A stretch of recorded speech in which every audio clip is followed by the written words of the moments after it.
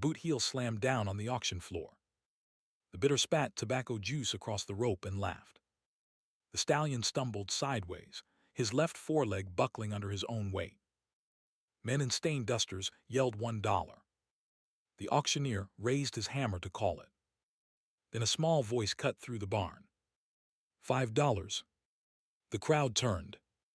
A widow in a faded gray dress stood at the back, a tin cup of coins in her trembling hands. She did not look like a woman who owned anything. The widow's name was Hannah Beaumont. So why did she give her last coins for a horse that could barely stand? What she did not know was that the lame stallion had once carried a cavalry captain who left 237 saddle brothers behind. And by morning they would all come riding. Stay with me on this one. Hannah Beaumont had walked 12 miles to that auction barn that morning. She had risen before the rooster, pulled on the same gray dress she had been mending for 2 years, and tied her late husband's old work boots tight around her thin ankles. The sun was barely up over the brown hills when she crossed the dry creek and saw the wagons gathering at the Henson stockyard. She did not have a horse anymore. The last one had been sold to pay the doctor before Caleb died. Caleb had been her husband. 3 winters now. He had built their little homestead with his own hands out near Coyote Bend, and he had loved every fence post on the place. He had loved her more. Now she was alone with 12 cracked acres, a leaning barn, and a debt at the bank that grew like dry grass in July. The $5 in her tin cup was every dollar she had in the world. She had saved them by selling eggs, by mending shirts for ranch hands, by going without sugar for 9 months. She was walking into that auction to buy a young mare. A working horse. A horse that could pull a plow, ride a fence line, fetch a doctor if the fever came again. The kind of horse a widow with no man could not survive without. She did not plan on the black stallion. He came into the ring third. The handlers dragged him by a thick rope. His head hung low. His ribs showed through a dull coat caked in dried mud. One ear was torn. His left foreleg dragged behind him with each step, the hoof not quite touching the ground. Men in the front row laughed. One spat in the dirt and called him dog meat. The auctioneer turned to the crowd and said, "Boys, this is the one the army brought in last week, 15 hands of pure waste, open at $1. The hammer started to fall. Hannah felt something move in her chest. She had never owned a horse like that, never even sat one. She knew nothing of stallions or cavalry blood, or the kind of fire that hides under a torn coat. What she knew was the look in his eye. He had not lowered his eye. Even as the men laughed, even as the rope yanked his sore neck sideways, the black stallion looked straight back at the crowd like a man waiting to be judged. Caleb used to look that way when the bank men came riding. She raised her tin cup. $5. The hammer paused. The auctioneer squinted. Who said that? A path opened in the crowd as men stepped back and turned to stare. Hannah swallowed hard, walked forward in those old boots, and laid the 5 wrinkled bills down on the wooden table where the bidders kept their coffee. $5, she said again. Her voice was steady this time. Sold to the widow Beaumont, the auctioneer said, for whatever good he does her. A few men chuckled. One muttered that she had thrown away a sack of feed for a corpse on 4 legs. Nobody offered to help her lead him out. She took the rope herself. The stallion did not fight her. He limped after her step for step, breathing slow, his ears swiveling toward her every time she spoke. She walked him out of the barn and into the bright sunlight. Behind the stockyard, she found a water trough and let him drink. He drank like a horse coming out of a desert. While he drank, she ran her hand down his neck and felt the brand under the mud. It was the brand of the 7th Cavalry. A small letter G beside it. She did not yet know what that G meant. The walk home took until sundown. She did not ride him. She walked beside him and matched her pace to his bad leg. 12 miles of dust and silence, and a few words she said quietly to a horse who seemed to listen. By the time she reached her own crooked gate, she had named him without meaning to. She called him Captain, because that was what he looked like to her. a captain stripped of his rank but still standing. That night she boiled potatoes for her supper and set out a feed bucket of cracked corn from the last of the grain bin. She had nothing else to give him. Tomorrow she would have to go talk to the bank. Tomorrow the note on the land was due. She had no plan and no money, and a lame horse standing in her ruined barn. She fell asleep at the kitchen table with her head on her folded arms. The bank man's name was Jasper Lott. He arrived at her gate at 10 in the morning with 2 riders behind him, both of them wearing pistols low on their hips like they were daring somebody to ask why. Jasper Lott was a fat man in a clean black coat. He sweated through his collar before he was even off the horse. He carried a leather folder under one arm and a smile that did not touch any other part of his face. "Mrs. Beaumont," he said, lifting his hat in a way that was not quite respectful. "I am sorry to come on a Tuesday. I told the directors I would give you to Friday. They overruled me." Hannah stood on her porch in the same gray dress. Captain stood inside the open barn behind her, watching the strangers with his ears forward and one back, in that way horses have when they have already chosen a side. Hannah folded her arms across her chest and did not invite the men down. "How much?" she said. $412.60, Jasper Lott said. "Today? In full?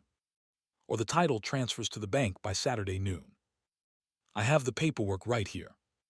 $412. She had 5 potatoes left in the bin and an empty tin cup. She could not raise $412 if she sold every fence post and every nail.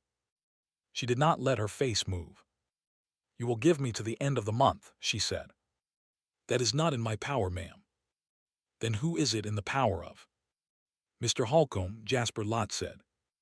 "The man who holds the paper now. He bought the note from the bank last week. He has plans for this acreage. Plans that include water rights, ma'am. Your creek runs through the parcel he wants for his cattle operation. He will not extend. I am telling you this as a kindness." Holcomb. She knew the name. Edgar Holcomb owned half the valley, 3 hotels in the territory, the railroad spur at Cottonwood, and any sheriff who would take a free supper. Caleb had warned her about Holcomb before he died. Caleb had said of all the men in the territory, "Do not ever sit at a table with Edgar Holcomb, because the man buys the chairs and the legs and the bones of any man who sits across from him." "Tell Mr. Holcomb I will see him in court," Hannah said, even though she had no money for a lawyer. "He has the court, ma'am," Jasper Lott said softly. "He has the judge. He has the marshal. You have until Saturday noon." The 2 riders behind him had not spoken once. They had been watching Captain in the barn. The bigger one squinted, leaned to his partner and said something low. The partner nodded. They both looked back at Hannah with new interest. "That horse, ma'am," the big one said. "Where did you get that horse?" "He is mine. That horse has a 7th Cavalry brand." "He is mine," she said again. Captain limped one step closer to the barn door, as if he had heard his name in the way the rider said it. Jasper Lott put his hat back on. "Saturday noon, Mrs. Beaumont. I am sorry." He turned his horse and started down the path. The 2 riders did not move at first. They kept staring at Captain. The big one finally tugged his reins and followed Jasper, but Hannah saw him look back twice before they crossed the dry creek and rode out of sight. She sat down on the porch step. Her hands began to shake. She did not let them shake for long. She got up, walked into the barn, and stood in front of Captain. He lowered his big black head and pressed his forehead against her shoulder. Just stood there with her like that. She did not cry. She had cried already 3 winters ago, every cry she had in her. She spent the rest of the morning cleaning his bad leg. She did not know what she was doing. She had watched her father work on draft horses as a girl. She remembered hot water and clean cloth and patience. She fetched the kettle from the kitchen and a strip torn from one of Caleb's old shirts. She knelt in the straw and unwrapped the dirty rag the army had tied around the wound. Under the rag was an old wound that had been mending and re-tearing for months. bullet had passed through the muscle above the hoof. The army surgeon had given up. Hannah did not. She cleaned it. She wrapped it. She talked to Captain the whole time. She told him about Caleb. She told him about the bank, and the man named Holcomb and the Saturday noon. Captain listened. He listened the way only horses can listen, with his whole body quiet, his breath slow. By noon the leg had stopped bleeding fresh blood. By 2 o'clock he had eaten a full bucket of bran mash she had cooked for him with the last of her oats. By 4 o'clock he had walked across the yard without dragging the hoof. By dusk he stood at the fence and lifted his head to the southern horizon, ears pricked, nostrils wide, and stayed there for a long time looking at something Hannah could not see. She fed him again. She bolted the barn door. She went inside, lit one candle, and sat at the kitchen table with Caleb's old pistol cleaned and laid out on the wood in front of her. There were 3 bullets in the drawer. She loaded all 3. The night came down quiet. She blew out the candle. She listened to the crickets. She listened to her own heart slow. She poured herself a small cup of weak coffee.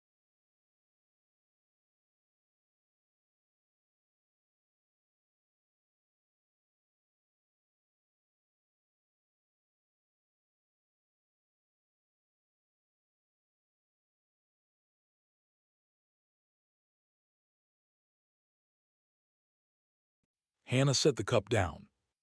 The hooves were not one rider. They were many. They were moving at a hard trot up the dry road, and they were coming straight toward her gate. She picked up the pistol and stepped out onto the porch in her bare feet. The moon was high. The dust on the southern road glowed pale in the moonlight, a long, slow cloud kicked up by horses she could not yet see. She counted by ear. 6, 8, maybe 10. Holcomb's men, she thought. Holcomb had not even waited for Saturday. He was sending his crew in the dark to spook her off the land before the sun came up. She thumbed back the pistol's hammer. Captain heard them too. From inside the barn came a low rumbling sound she had never heard from a horse before, a deep chesty noise that was not a whinny and not a growl. He kicked the barn door once with his good foreleg. The wood cracked. The riders came around the bend. They were not Holcomb's men. They rode in 2 columns. They wore long dust coats and wide hats pulled low. Every one of them had a cavalry carbine slung across his back and a coiled rope on his saddle horn. At the front rode an older man on a tall gray gelding. His beard was the color of iron. He raised his hand, and the whole line halted at her gate without a single shouted command. They stopped together the way only men who have ridden together for years can stop. The old rider swung down. He took his hat off.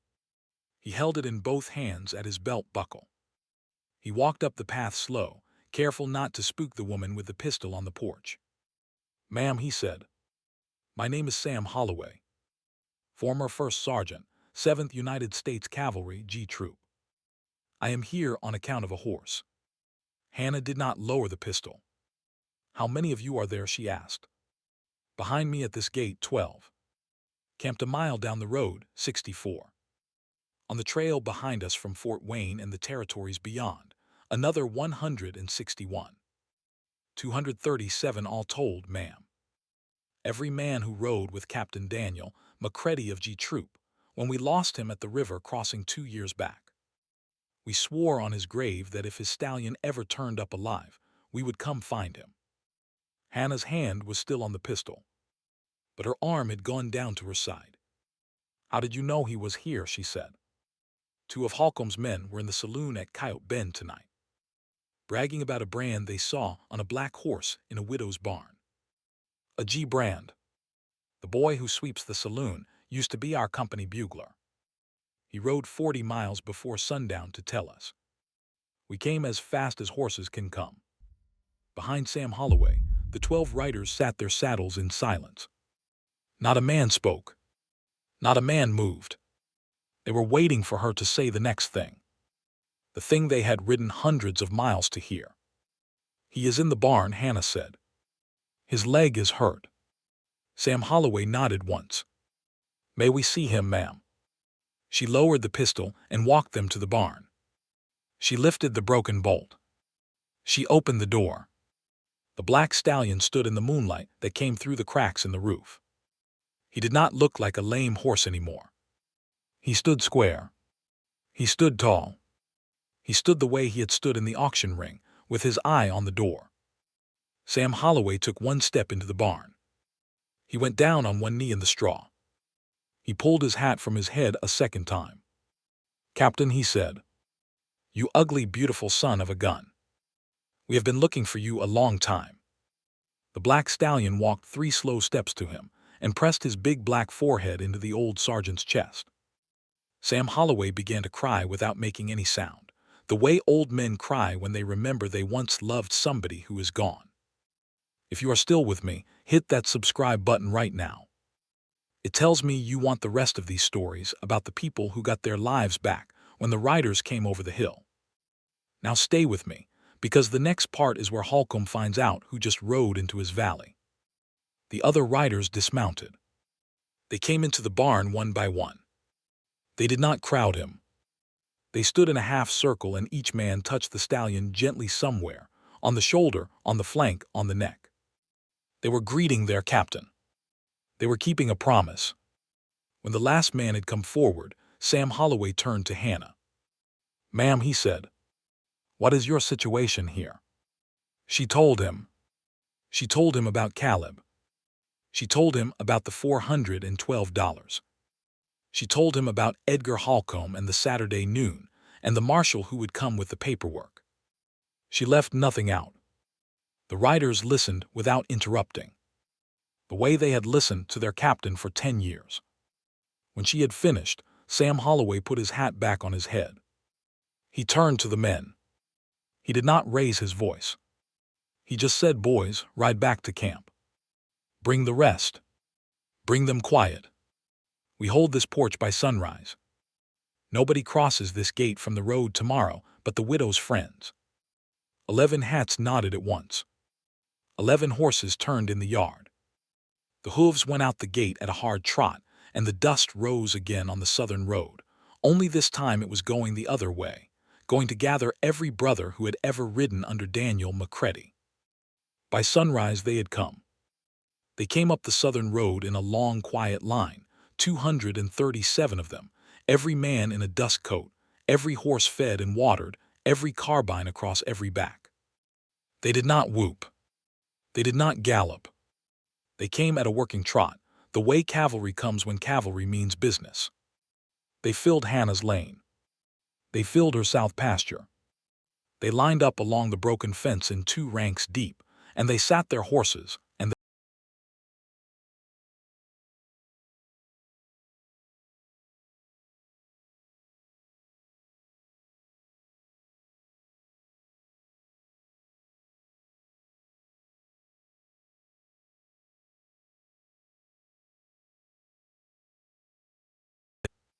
a captain, back in his proper place.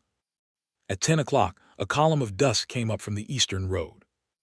It was Edgar Holcomb himself. He had not come for a widow. He had come for the property he believed was already his. He rode in a polished black buggy with brass lamps.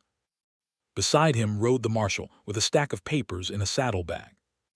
Behind them came 20 hired guns in a tight knot, men with new rifles and oiled gun belts, and the bored look of men who had done this kind of work before. They came around the last bend. They saw the riders along the fence. The buggy stopped. The marshal pulled his horse up so hard, he sat the animal back on its haunches. The 20 guns behind them did the thing armed men do when they suddenly realize they are outnumbered 6-1. They went very still. Edgar Holcomb stepped down from the buggy. He was a tall, thin man with a silver watch chain and a face like a card player. He did not look afraid. He looked annoyed. "Sergeant Holloway," he said, "I know you. I knew your captain." "You did not know my captain," Sam Holloway said. "You bought beef cattle off the army the year he was killed. You and your friends sold meat to our quartermaster that was rotten on the bone. That is what you knew of my captain. The two men stared at each other across the gate. The morning sun rose another inch. Captain shifted his weight on the porch. Hannah felt his shoulder warm against her ribs. Edgar Holcomb opened his coat slow. He pulled out a folded paper. "I have a legal note here, signed and recorded. $412 due today on this parcel. Title transfers to me at noon. I have brought the marshal to enforce it. This is a matter of property, not war." Sam Holloway nodded slowly. "It is a matter of a widow." He turned his gray gelding sideways across the gate. He reached into his own coat. He pulled out a leather pouch that had clearly traveled a long road. He tossed it through the air. It landed in the dirt at Holcomb's polished boots. "Open it," Sam Holloway said. Holcomb did not bend. One of his hired guns came forward and picked it up and handed it to him. He loosened the drawstring. Inside was a brick of coin and folded paper money. He weighed it in his palm. $412, Sam Holloway said. "And 60 cents. Counted twice by the boys before we rode. The widow's debt is paid in full. You will hand the marshal the note. The marshal will mark it satisfied. And then you will get back in your buggy, and you will leave her gate, and you will not come back." Edgar Holcomb did not move. The marshal looked between the two men with the trapped expression of a man who suddenly remembered, who paid his salary, and also suddenly remembered how many rifles were pointed at his back. "You cannot dictate terms to me," Sergeant Holcomb said. "I am not dictating, sir. I am explaining the situation. 237 United States cavalry veterans are sitting on this widow's land. Every one of them swore an oath to her horse, and that oath transfers to her. If you contest this payment, every one of those men will write a letter to the War Department about the rotten beef. Every one. We have the dates. We have the names. We have the dock receipts. You will be in irons by Christmas." Edgar Holcomb's face did not move, but the color went out of it. He had not expected old soldiers to keep their paperwork. He had not expected the boy who swept the saloon to be a bugler. He had not expected a black stallion to live. He turned to the marshal without taking his eyes off Sam Holloway. "Mark it satisfied," he said. The marshal did. Right there on the saddle of his horse, with a stub of pencil, he wrote the word "satisfied" across the face of the note, signed his name beside it, and handed the paper to Hannah Beaumont over the gate. She took it in both hands. She read it twice. Her name was at the top. The word "satisfied" was in the middle. She did not say anything. Edgar Holcomb climbed back into his buggy. He did not look at her. He flicked the reins. The buggy turned in a wide arc. The 20 hired guns turned with it, slow, careful, none of them showing a back to the cavalry line. They went out the eastern road in a quiet cloud of dust, and they did not look back. Some of those hired guns would not work for Holcomb again, having seen the way old soldiers stand together. Hannah Beaumont looked down at the paper in her hands. She looked up at Sam Holloway. She looked at the 237 men sitting along her fence. And only then did her eyes finally fill. They camped on her land for 3 days. They did not let her cook. 2 of them set up a long table out of sawhorses and planks, and they roasted a beef the men had brought up from camp. They fed her. They fed each other. They fed Captain bran mash with molasses out of a clean wooden trough one of the riders had built in 2 hours. Captain stood at the edge of the porch every evening, and the men came to him in 2s and 3s, and stood with him a while in the cool blue dusk.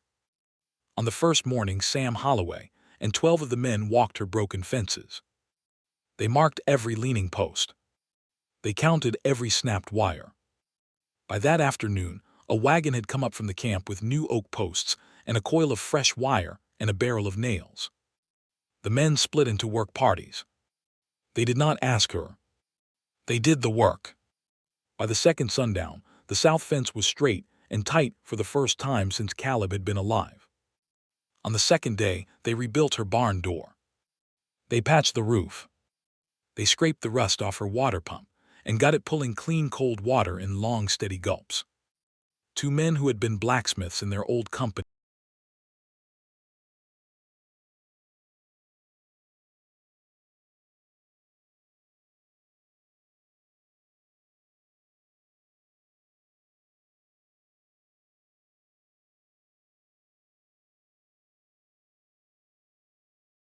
times before.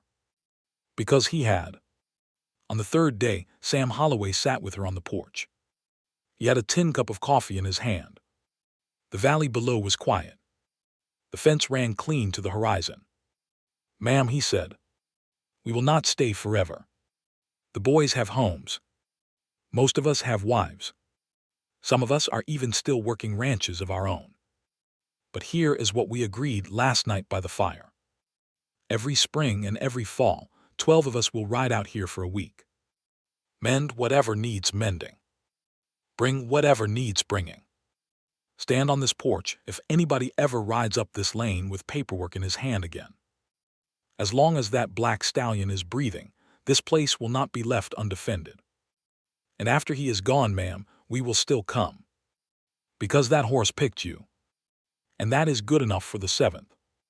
Hannah did not know what to say. So she said the only thing that was true. "Thank you, Sergeant."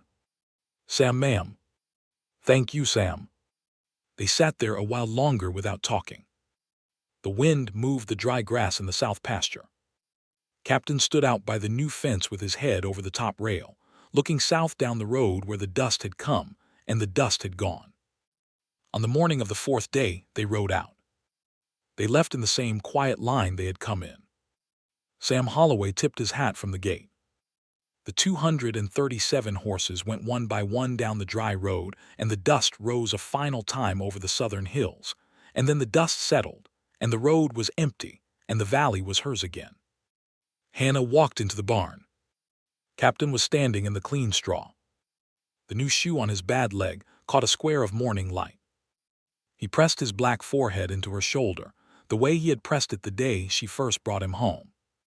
She stood there with him for a long time. She did not cry this time either. She had cried at the gate when the paper went satisfied. She had cried enough. She walked back outside. The kitchen smelled of fresh coffee from the pot the men had left full and warm on her stove. The eggs in her hen house were 3 days uneaten and waiting. The fence ran clean to the horizon. The hay barn was full because the men had pulled 3 wagons of hay up from the camp and stacked it without being asked. The whole little homestead looked like Caleb had come back for a week and put his hands on every board. She sat down on the porch step. She put her tin cup beside her on the wood. The same tin cup she had carried into the auction barn 4 days before with 5 wrinkled dollars in the bottom. She looked at it for a long while. A bank man in a clean black coat would never come up that lane again. Edgar Holcomb would die 2 winters later in a federal court in St. Louis, indicted for fraud against the Army, and the widow Beaumont would read his name in the newspaper at her kitchen table and feel nothing at all. The 12 cracked acres would become 40. The leaning barn would become a working barn. And every spring and every fall, on a morning when the dust began to rise on the southern road, Hannah Beaumont would stand on her porch and watch a long, quiet line of old cowboys come over the hill, and she would put coffee on the stove, and she would wait. Captain lived 11 more years. He died standing on a warm September afternoon with his head in her lap, and Sam Holloway holding his bad foreleg. They buried him under the cottonwood by the south fence. The men carved a small wooden marker that said only one word. Captain. The widow lived a long, quiet life after that. She was never alone again.